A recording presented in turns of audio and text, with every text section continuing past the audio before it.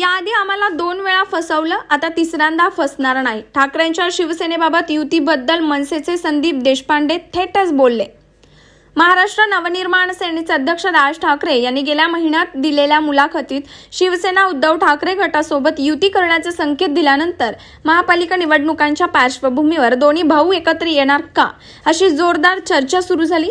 महाराष्ट्राच्या मराठी माणसाच्या प्रश्नापुढे आमच्यातील वाद भांडणं किरकोळ असल्याचं वक्तव्य मनसे अध्यक्ष राज ठाकरे यांनी केलंय. त्यानंतर राजकीय वर्तुळातून अनेक प्रतिक्रिया आल्या.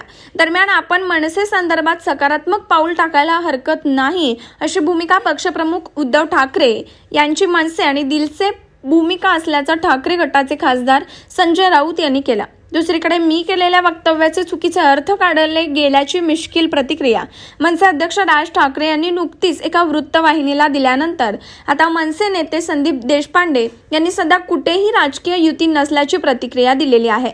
युतीबाबत आमच्या मनात शंका असल्याचंही त्यांनी म्हटलं. आणि तिसरी महत्वाची गोष्ट, रोज सकाळी 9 वाजता पत्रकार परिषद घेऊन आम्ही सकारात्मक आहोत, आम्ही सकारात्मक आहोत, आम्ही सकारात्मक आहोत, किंवा अजून 2 लोकांना पत्रकार परिषद घ्यायला लावायचे आणि सांगायचं आम्ही सकारात्मक आहोत.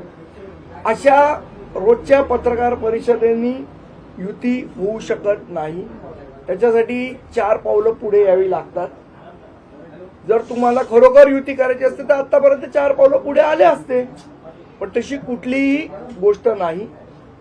आणि हे अतिशय स्पष्टपणे मी सांगू इच्छितो की ना पडद्या मागे ना पडद्या पुढे आमची आत्ता कुठलीही उबाटाबरोबर बोलणी चालू नाही.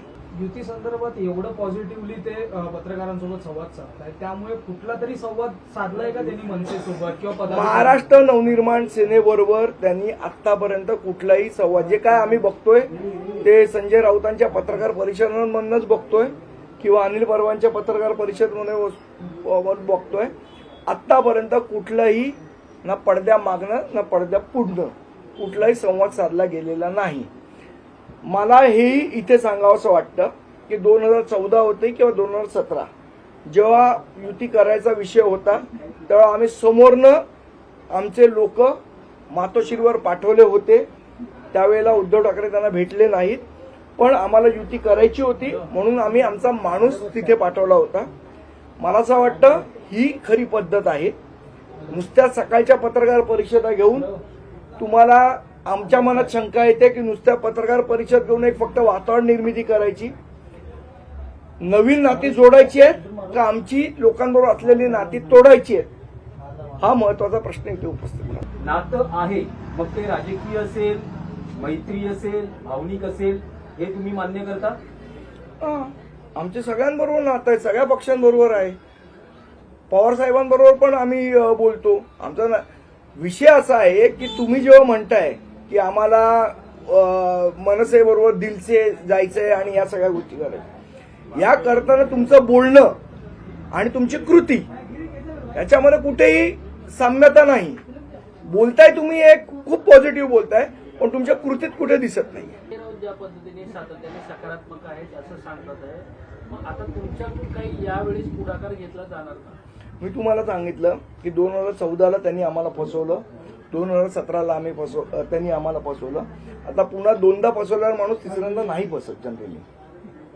जुन्या नात्यांचा नव्याने प्रस्ताव काही किंवा तसा काय आल्या? आम्हाला अजूनपर्यंत कुठलाही ठोस प्रस्ताव आला नाही. जर त्यांनी दिला तर त्याच्यावर योग्य तो निर्णय राजसाहेब घेतील आणि 2 भाऊ मिळून घेतील ना निर्णय. रोज संजय राऊतांनी पत्रकार परिषद घेऊन काय साध्य होणार आहे? Bureau report, SBN Marathi.